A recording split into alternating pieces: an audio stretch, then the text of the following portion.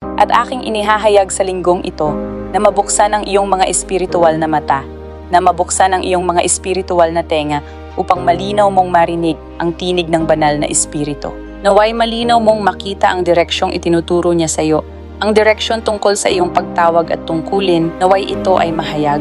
Naway marinig mo ang tinig ng banal na espiritu na nangungusap at gumagabay sa iyo sa pangalan ni Jesus. Naway ang mga kakayahang taglay mo ay mabago at maging mga kaloob. Inihahayag ko na ang kapangyarihan ng Diyos ay dumapo sa iyong mga kakayahan ngayon. Naway gamitin ka ng Diyos ng makapangyarihan sa anumang ginagawa mo para sa Kanya, sa pagpapalaganap ng mabuting balita, sa paglilingkod sa Diyos. Ano man ang iyong ginagawa, naway ito'y mapuspos ng Kanyang kapangyarihan at magdulot ng pagbabago sa kaharian ng Diyos. Naway akayin mo ang mga tao papunta kay Jesus, papasok sa kaharian, patungo sa revival sa pangalan ni Jesus.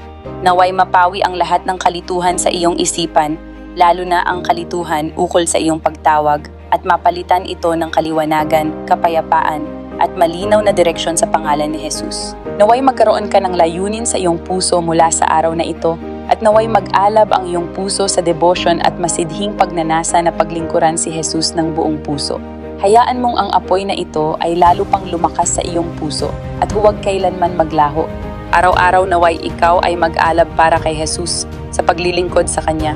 Naway mag-alab din ang iyong puso para sa mga taong hindi pa nakakakilala kay Jesus at sa Kanyang kapangyarihan sa pangalan ni Jesus. Naway dumating sa iyo ang mga bagong ideya, mga malikhaing ideya kung paano nais ng Diyos na gamitin ka sa Kanyang kaharian, kung paano mo maaabot ang mga tao at maihatid sila sa kaharian ng Diyos. Hayaan mong lalo pang magniningning ang iyong liwanag sa linggong ito sa pangalan ni Jesus. Naway magbigay ng kaluwalhatian sa Diyos ang iyong buhay. Hayaan mong dumaloy ang mga bagong pagpapala sa iyong buhay bilang gantimpala sa iyong paglilingkod sa Diyos. Mga pinansyal na pagpapala, mga pagpapala ayon sa hangarin ng iyong puso. Naway dumating ang mga pagpapalang ito sa iyo sa pangalan ni Jesus.